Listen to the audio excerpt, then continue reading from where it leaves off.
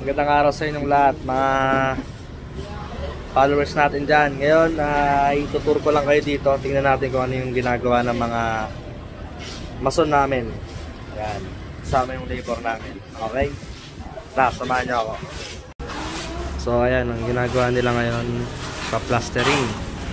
Ayan. Plastering, Tagalog is palitada.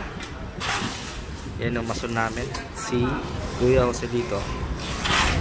At ang labor niya, si David. Ayan. Dito yung corridor area namin. Yan ang kanilang pinaplasteringan. Nakakita niyo yung color white na yan. Yan, parang tali na yan. Ayan yung tansi. Yan yung layout niya.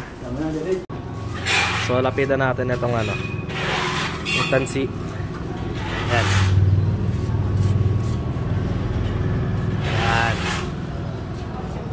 So yan yung ginagawang basihan kung gaano kakapal ang pagpahid ng halo natin sa wall natin. Ayan.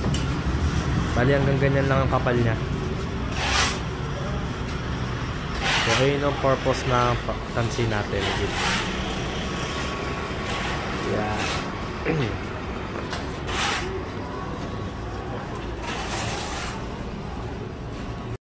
So yan yung ginagamit na halo ang plastering.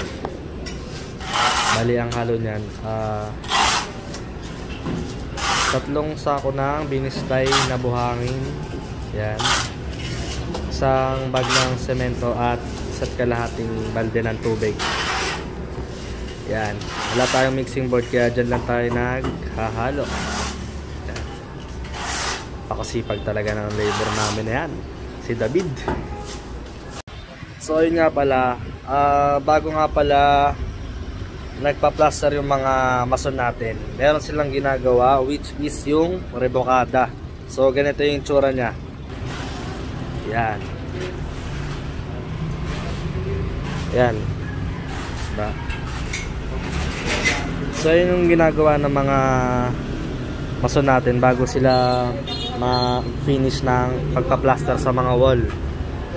So binabatuan nila ng yan, ng halo ng semento, tubig at buhangin para dumikit yung mismong halo natin kapag pinipinish na siya for plastering. So ganyan yung itsura niya guys bago siya i-finish. Yan. Ito yung magiging sample ng rough finish ng plastering. Yan, ganyan. Ganito po siya. Yan. Ayan po.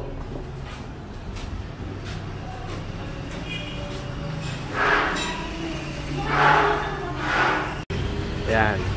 Tawag dito is rough finish lang siya. Maging ganito yung itsura nun pagka natapos natin natuyo yung pinaplasteringan ng mason natin kanina.